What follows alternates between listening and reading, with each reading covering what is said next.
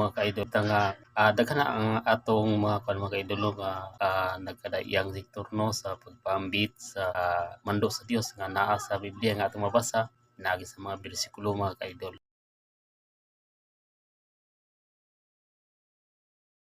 Pero mga ka-idol, ako bitaw na kuno bitaw no dili man na angay nga lesson, dili na to angay nga lesson ang naa sa Biblia. Mando ka na sa Dios. Mabasa nato sa bersikulo bisan asa ka man nga sektor mga ka-idol, no? Unya kung nakabalo ta sa bersikulo pagbasa ato na memorya tanan.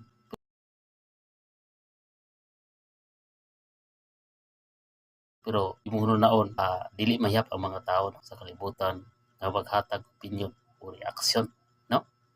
So, ang ato diha nga unta nga madugog nga dili ta masuko, dili nato ipamugos kung unsa man ato ang kanang buot ipasabot sa pahitungod sa Dios nga ato nabasa na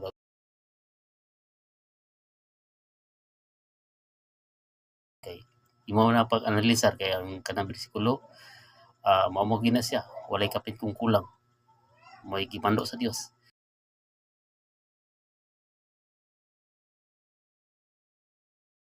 Pero atong pag-analisar so pwede ta mo gamit sa tong garbo pwede na to nga lupigan sa katawo ato siya ipatuo dili ka na siya pwede ang ato ipaambit lamang no mga ka-idol atong ipaambit ang unsa man ato ang nahibalo-hibalon sa Biblia mando sa Dios ato nabasa sa mga bersikulo atong ipaambit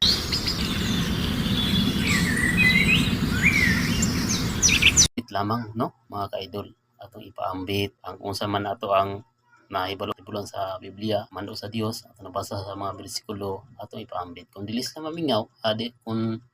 kung dili sila maminaw at dili nato ipamugos basta kay nagpaambit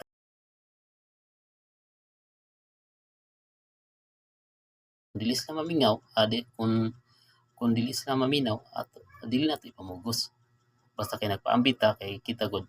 managlahi ang ato ang pag-analisar no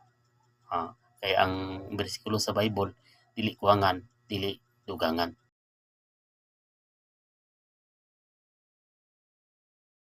no so pwede siya malakpit sa atong pag-analisar kung ngana din no ang buot pasabot sa Dios no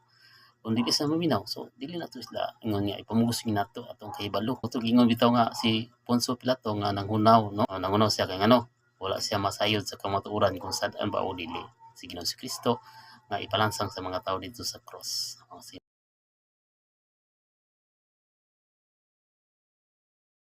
si mga ka-idol no ikadog ang mga ka-idol so mas bintaha ang mga Kristiyano nga no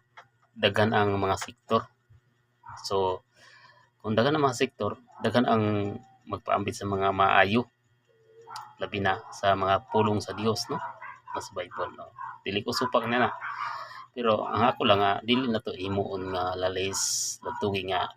ipag-ibabaw nimo kay ang ipag-ibabaw nimo ang imong kahibalo tungod kay ngano lahi po na ilang analyze nga nabasa nila sa Bible no? Dito sa bersikulo no mo siya mga ka-idol no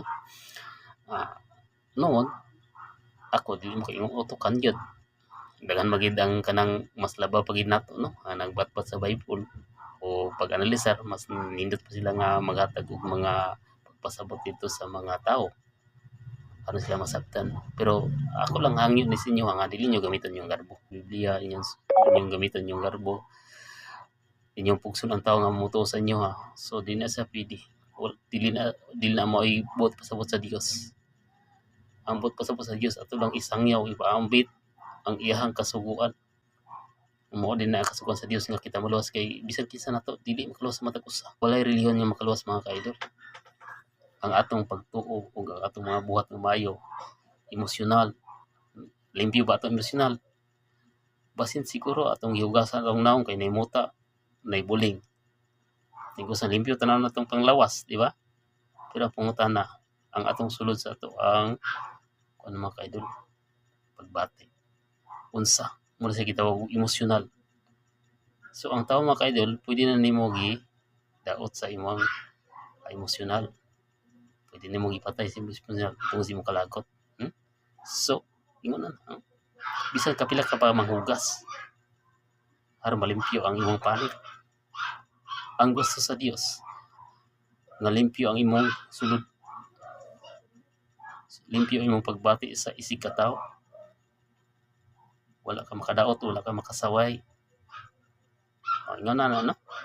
So muna tani ipaambit mga ka-idol. So ang gusto sa Dios ipaambit. Dili kay atong kasilagan ang tawo mga ka-idol, atong tamayon, atong daoton no. Okay mga ka-idol. Basin sunod mga ka-idol na po kilay update mga ka-idol no. Inyo nang